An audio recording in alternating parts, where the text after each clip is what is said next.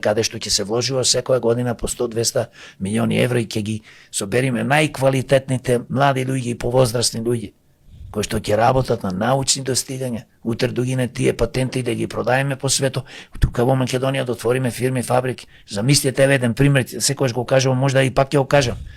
Значи, ако ние имаме луѓе кои што се способни да измислат најдобра батерија во свето која ќе служи за превоз, автобуси, коли, авиони и се друго, кој што ќе биде најефективна, најквалитетна, најефтина во светот, па тоа е борбата. Да видиш, ние цела Македонија ќе ја вработиме. Цел свет од нас ќе купува.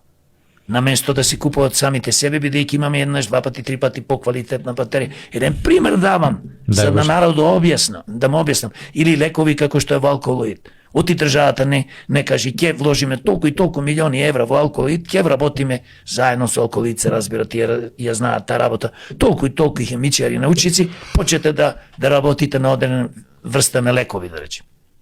Тоа е многу скапо. Можда за тоа, ќе речиш, немаме толку пари. Но зошто да немаме пари за работи како батерија зборувам. Па ние немаме една фабрика за точаци. Немаме фабрика за дечка храна.